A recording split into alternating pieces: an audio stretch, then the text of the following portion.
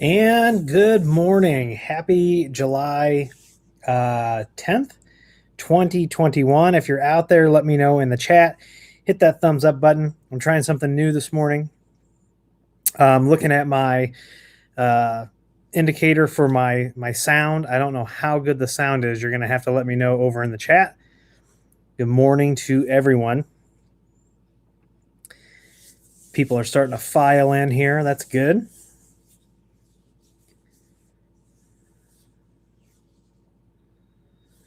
One thumbs up, 6 people. Let me know in the chat if you can hear me. Good morning. Happy Saturday, July 10th. No one in the chat yet. Do I have chat turned on? Let me pop the chat out. There it is. Yeah, for some reason in my window, I couldn't see the chat. Good morning, Michael Berg. Good morning, Bob Carpenter. Good morning, Dale. How is everybody doing? Well, that's cool. If I pop the chat out, I can create a poll. That's pretty nice. So hope everybody is doing well this morning. Everybody's doing good this July 10th, 2021. Make sure you're posting your comments and questions in the chat so we can answer those. Morning, Tony with Quick Tech is in the house. Appreciate you, Tony. And Bob, they are on sentry duty. Good morning, JC from San Jose. Good morning, good morning. So I'm going to put a poll up. This is actually good. Good morning, Brent. Let me see if I can put this poll.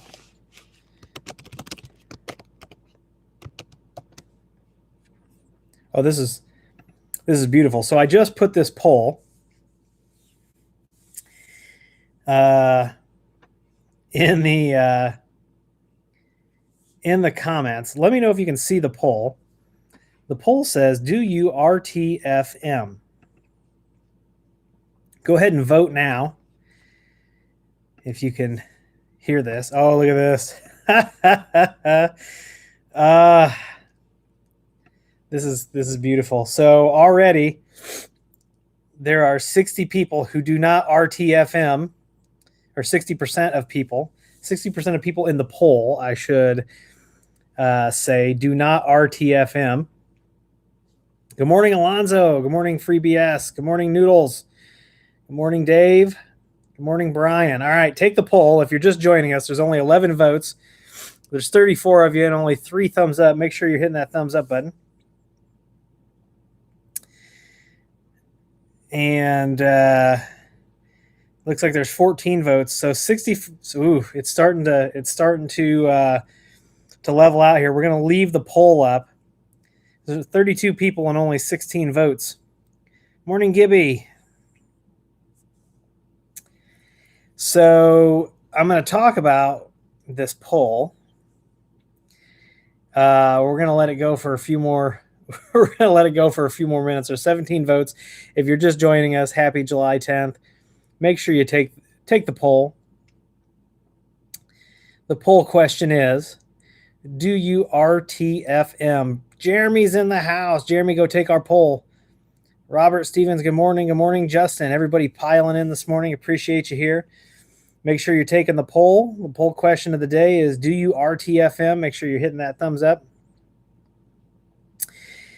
There's several reasons why. One, I still read the manual. I RTFM frequently. And the thing is, right, so the company and the engineers, they wrote this manual. When you get companies that write manuals, sometimes there's no documentation these days.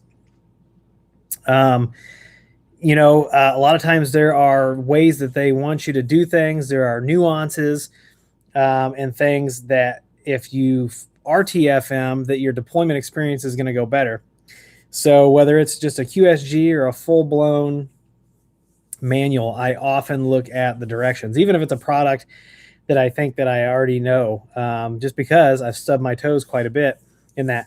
Also, let me know in the comments how the stream looks and how it sounds. This is the first time. Good morning, admin engineer and Jack Squat. Good morning. This is the first time I have live streamed from my MacBook Pro. So this is my MacBook Pro, my M1. It's the like I said, the first time I've live streamed from it. Just want to see how it's working. Good morning, 4Cs. Good morning, Dennis. Good morning. Good morning, Richard.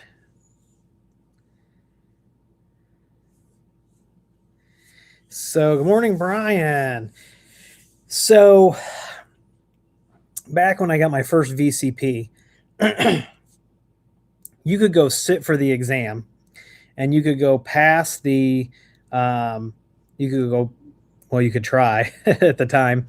You could go pass the certification exam, but they would not issue you your VCP until you had taken an official VCP course. And there is a reason from that, because products like VMware, products that have all this depth to it, they're very complicated, and your install can go, you might think things are running properly. Things run for a little bit, and then it hits the fan, things start falling apart. So, all right, we got 34 votes in the poll, and the number's 35 votes. The numbers are turning around. It looks like 57% of people RTFM, 43% of the people do not. So, Bob Carpenter, there are some can openers that are complicated enough that I have to RTFM. More votes coming in. We'll close the poll here in just a few minutes. All right, go ahead and line up your questions. I know you guys have questions that you are itching to ask. Go ahead and start putting those in the comments. Another interesting thing, I'm going to go ahead and we're going to end the poll real quick. So 59% of you RTFM, 41% of you do not. That's very interesting. I need a much larger sample size, though, before I can publish this as research, right? Out of the 37 people I polled, I need like 3,700 people. But, yeah, it's been crazy. The rain and storms has been crazy. So I don't know if you've all seen this, but the state of Wyoming, in order to start weaning themselves, and I actually didn't know this until I read the article. I get this condensed. I get a couple condensed news briefings, but the latest one that I read is called The Brew. If you haven't seen The Brew, you pick your interest. They automatically create this this newsletter every morning that is sent to you, and it is full of the topics that interest you. And Ryan, that is the right answer. Hire Willie instead of RTFM. I appreciate that. If you do need IT consulting, make sure you go to williehow.com and fill out that contact form. And you can ask anybody. I personally respond. When I get the chance, I personally respond to each and every one of those. Yeah, good morning, T and Bighorn. I'm reading the comments, lost my train of thought. Sorry. There is, so the state of Wyoming, I did not know this, but they are the largest, according to this article, the largest coal producing state in the United States. And so let me pull the article up real quick, but they're doing something that's interesting, and I want you to all kind of weigh in on this.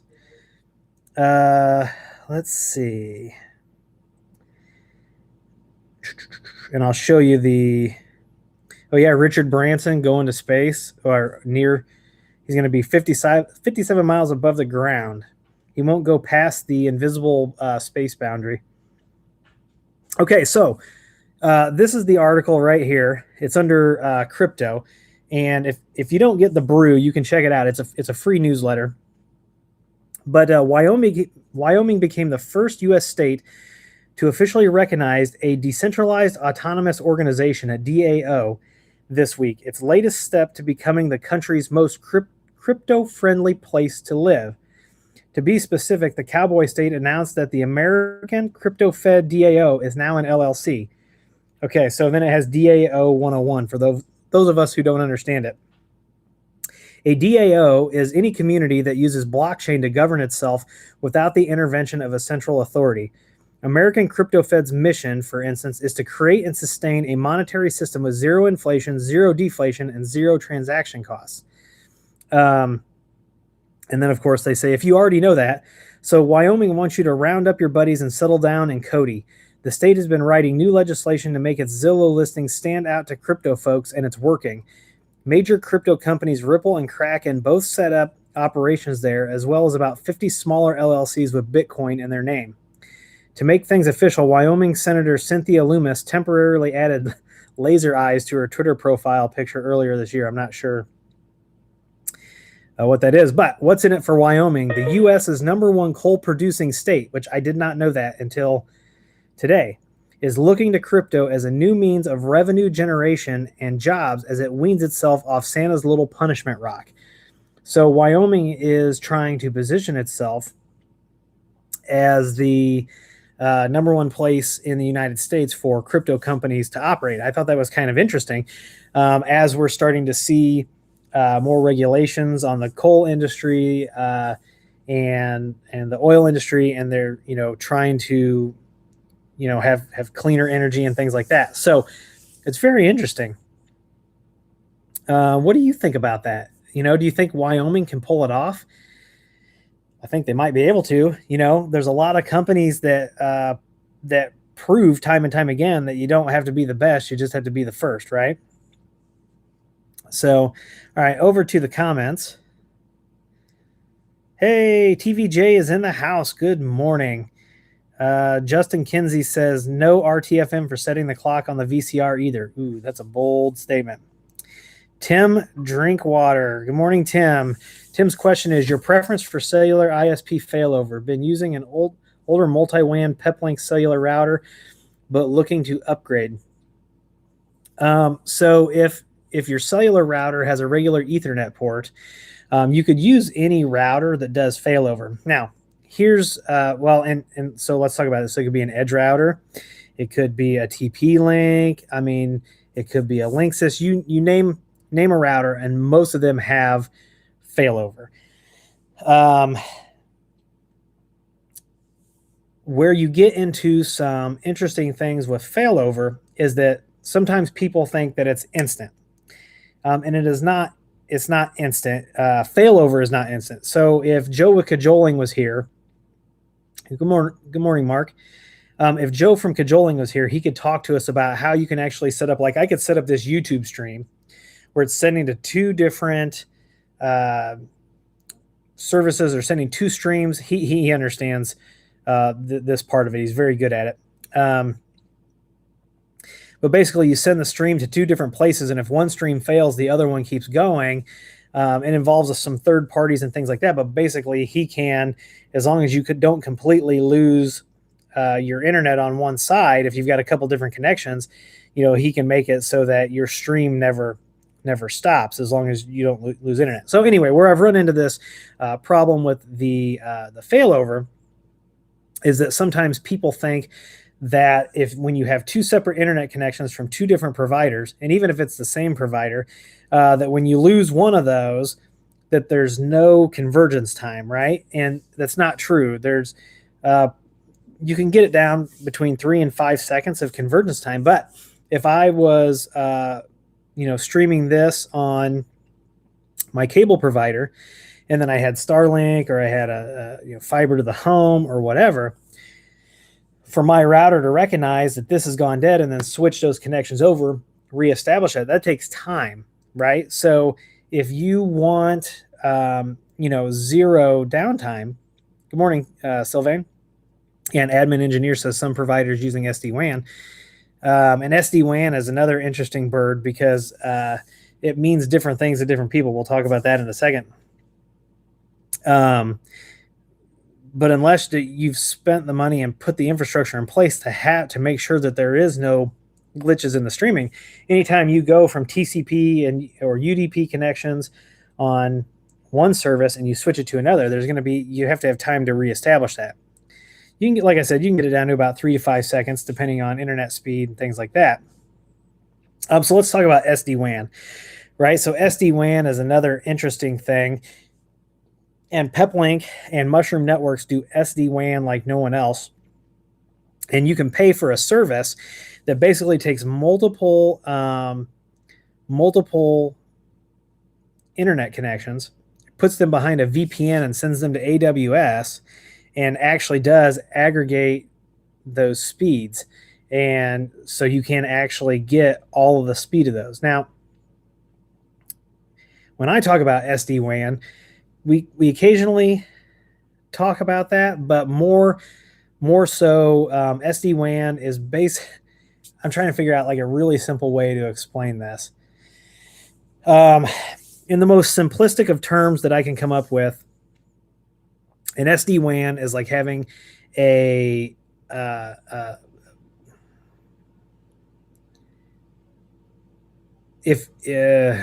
not even like having a mesh VPN, but it's basically selective routing. You know, what type of traffic goes where? Does it go over a VPN? Does it, so it's in the software defining where things are going and how they're getting there. Now, if you have a mesh VPN setup, it becomes much easier. I can send VoIP out of, VoIP one direction, and I can send video another, and regular web traffic another. So, JH says SD-WAN is just DMVPN with some logic and some IPsec. Kind of. Brent says, what about a UCM 6300 install video coming soon? We're actually going to show you the 6300. We're going to set it up. We're actually going to join my GDS 3710, which is the door station from Grandstream. We're going to set that up on there, and then I'm going to show you on my phone how I can be anywhere and have the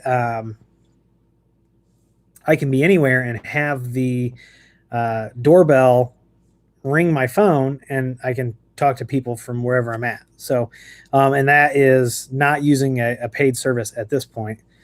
So Mark says, any suggestions for mobile Wi-Fi analyzers for around my campus? Mark, it depends what you're looking for. Are you looking for a dedicated piece of hardware?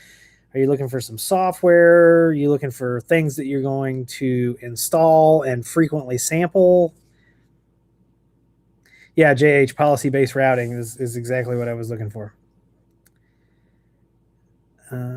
Okay. Good morning, Coronado. Hi, Willie. What is a good network device to use for home internet with Google Fiber as far as Wi-Fi router and switch? If you want everything in one, you could use a UDM.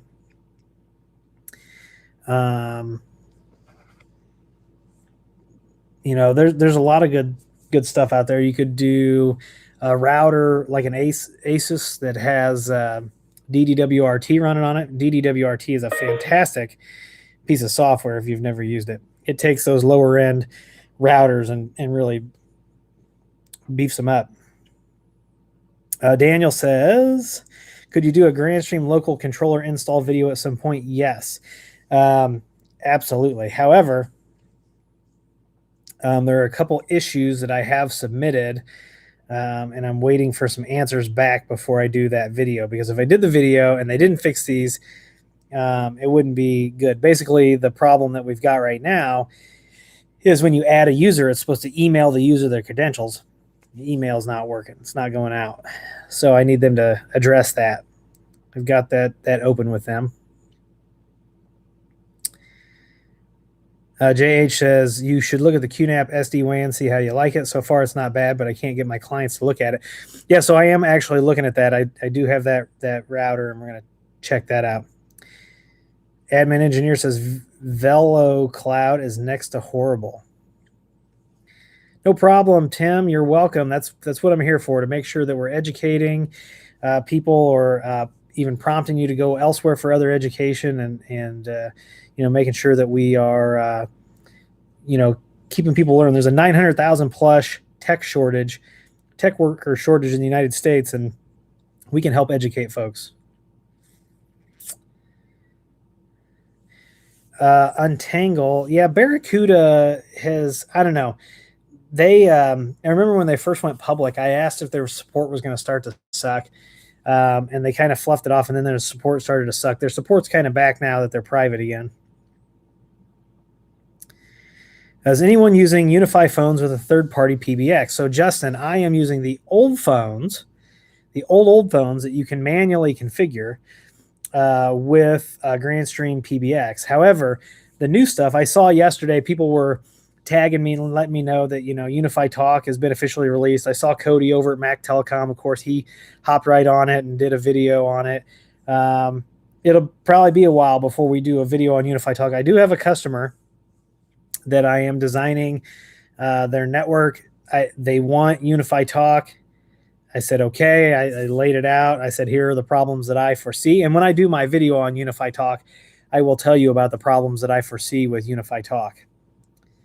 Because I do think that there are going to be problems. Mark says, a Wi-Fi analyzer software to ensure coverage, but eventually something more in-depth that I can walk and see the handoff from one AP to the next. Well, if you're looking for just something simple, you could use NetSpot. NetSpot's pretty good, pretty inexpensive. Ooh, it's going to be 130 degrees in Death Valley. That is crazy. Gibby, this not like this week, but like a week from today, I will be putting out a video talking about the Grandstream training. So keep your eyes open for that. We are going to be holding that training. I think I talked about. I had a meeting with Grandstream. They wanted to kind of like know where we're at and how we're going to do things. Or people, and there's a lot of places that are still not back to in-person training, but we are going to be in-person training, planning that for like September-ish. But I'll have a more in-depth video about that because there's going to be several different options. And I have to be careful too with the training. When I do the Grandstream training, and they're actually cracking down on trainers who are partially using the Grandstream training, but they have a very specific a very specific set of information that they want you to have. And so we have to train on that. And I can't train outside of that during the Grandstream training, but we are going to build a couple training days in before that. And it's going to be very, very affordable. So, oh yeah, I like my shirt too. This is, I got this when I was in Vegas. This was from the John Wayne. He has a foundation, and you can just Google John Wayne Foundation, and on the back it says old guys rule, and it's got this same graphic. Yeah, I like it. Coronado says, awesome, Willie. Thanks. We'll look at the UDM and Unify light switches. Yeah, so I am preparing those Unify videos. So I did ask people what they wanted to see, how they wanted to see it. I was getting ready to make the video. Ubiquiti started making some Unify changes. I pumped the brakes a second to see what the changes are going to look like before I make a video, and now it's no longer valid. So those are coming soon.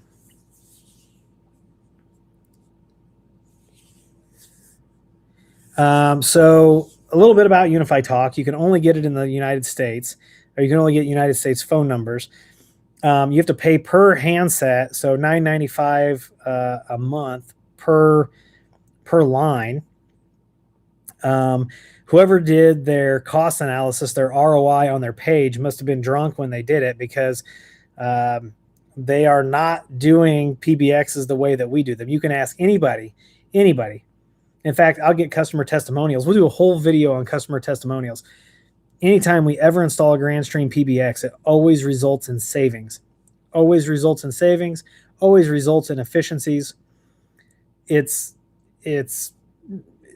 Yeah, Unify Talk, I don't see it lasting 5 years. And that I'm going to talk about that in the video. I just don't. If I were to install this at a resort or whatever, I mean, that's scary business. You've got 100 people in a couple hundred people, 1,000 people in a resort, and the phones don't work properly. And don't give me this bull about, well, everybody got a cell phone. No, there are laws in place. There's all kinds of stuff in place to protect people. And it's just another thing that Ubiquiti knows that the fanboys are going to run out and they're going to buy. And I don't think that they put a ton of thought into this because there's no support. I don't know anybody, maybe Cody, but I don't know anybody else that has plans on supporting it. We're going to look into it. Like I said, I got a customer that wants to install it. He understands that we're not going to be able to primarily support it, like the hardware and things like that. And it's only GUI deep, right? Anything that's going to need the GUI, we're not going to be able, or anything past the GUI, we're not going to be able to do. So you're going to turn in a ticket. You're going to wait. I mean, it's not going to be good. With all the other PBX systems that we work on, we can get into the command line. We can get below the surface and figure out what's going on. We can get into APIs and things like that. And with Talk, you're just not going to be able to do that.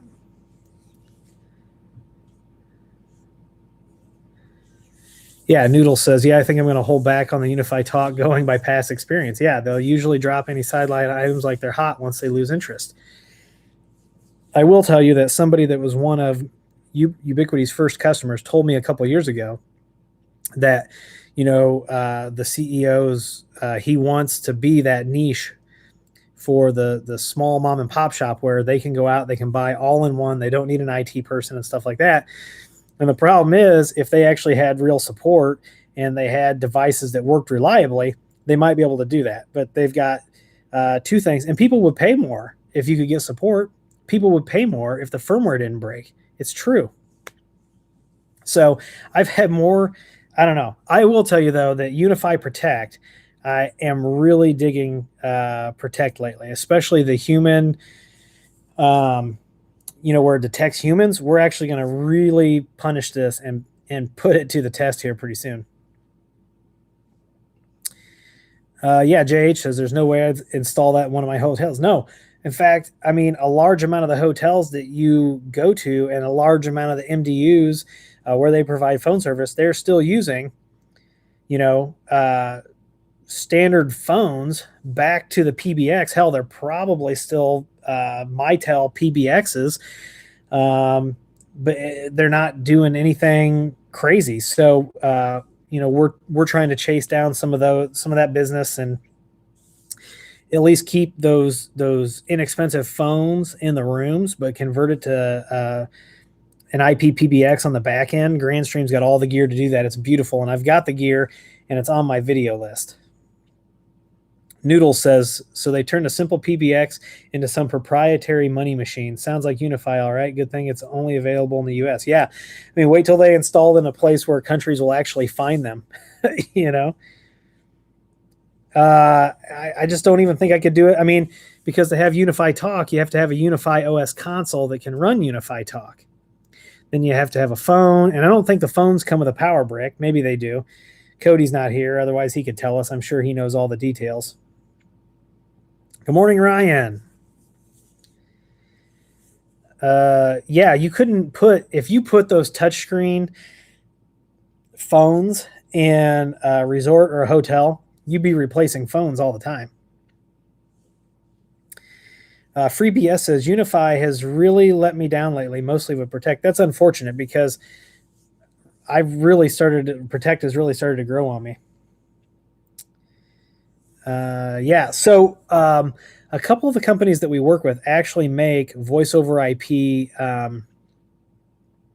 hotel phones. The phones that they're not like the old analog single line phones, but you can tell they're like hotel phones. They make those in a voice over IP flavor. So, yep, Mitel. Nice analog phones in the rooms is the way to go. Yeah. And here's the thing too, right? So like when we quote hotels, we'll quote MikroTik, because MikroTik is that awesome in-wall AP that provides Ethernet pass-through, but it also has the RJ11 pass-through, so we don't have to cut another hole in the wall. We can just replace where their RJ11 is now. It's fantastic.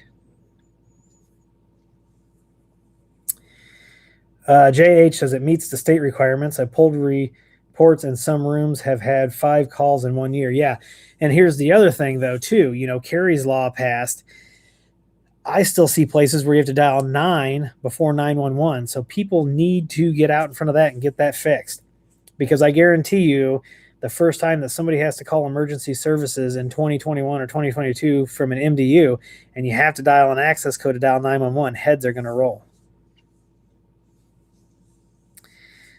Bob, we can beat virtual PBX pricing every single time, no matter how small or how big the install. So we always do an on-prem with Telnex, and we beat the prices all the time. Morning, David. We're not hating on Unify. Ian, good morning, by the way. We're not hating on Unify, but what we're saying is they've got products that we're not going to install. We're not hating on them. Noodle says because they're hating on their customers. The model number of that MikroTik in wall, let me get it for you. It is here. Let me find it on Amazon. I'm looking it up right now if they've got it. Yep, here it is right here. I'm going to put the link in the chat. So there is the link in the chat for that MikroTik.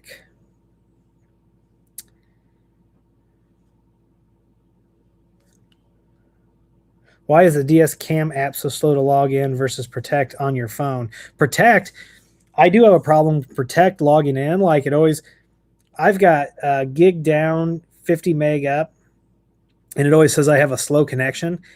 And I guarantee I don't have a slow connection. So I have problems with the mobile Protect app. I don't have problems with the DS Cam app. So it's like nature versus nurture here. Yep, MikroTik for the win. Whoa, JH has clients that still require payphones. I bet if you use get working with a PBX, yeah. That's weird. Let me see here. Tony says the small salons and boutiques I service prefer hosted PBX over on-prem. It's about the convenience. Yeah, until they lose internet, right? With Telnex, see, we can lose internet and then we roll your phones to a cell phone automatically or whatever number. Let's see, Ryan. Let's see. David Morton. Good morning, David. It's been a while since I updated all my Edge Routers Cloud Keys Unify switches. Is now a good time without screwing things up? Well, depending on how old a firmware you're on, you could really screw things up. But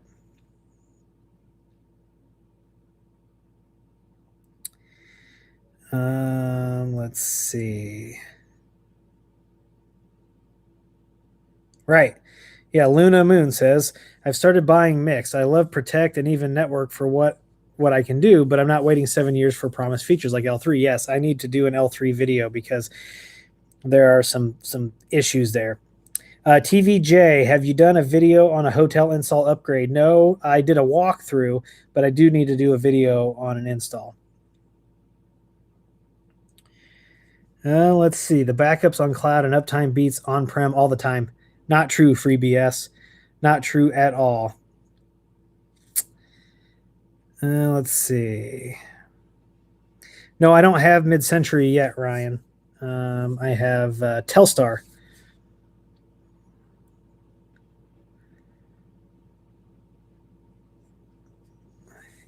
Yes, David, but I guarantee you that our on-prem costs way less than your hosted cloud PBX. The problem is when you can't own anything, and I'll say this over and over again, when you don't own something, and especially people who are economically disadvantaged, when you can't own things, when you don't own things, you always stay economically disadvantaged.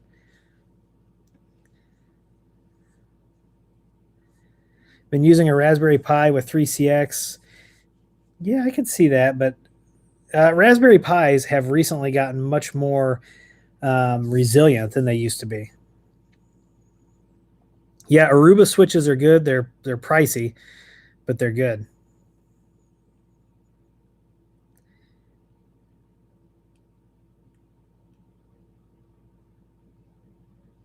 Yeah, and JH is exactly what we're doing. He pulls servers from the cloud all the time once people find out what the cost really is. So these salesmen come in, they promise the world, the honeymoon's over, and then the real cost starts. So it's going to be interesting to see how Unify Talk works out, right? All right, let me see if I can pop this back in. I don't know if I don't think I can pop the chat back in. I can't. Interesting. So, all right, well, that is it for today. I want to thank each and every one of you for being here. I do appreciate all of you. And if you've got questions, problems, whatever, you can reach out at willyhow.com, fill out that contact form, and, fill it out. We'll get back with you. If you need anything, let us know. Thanks, everybody, for being here. And as always, I'll see you in the next video.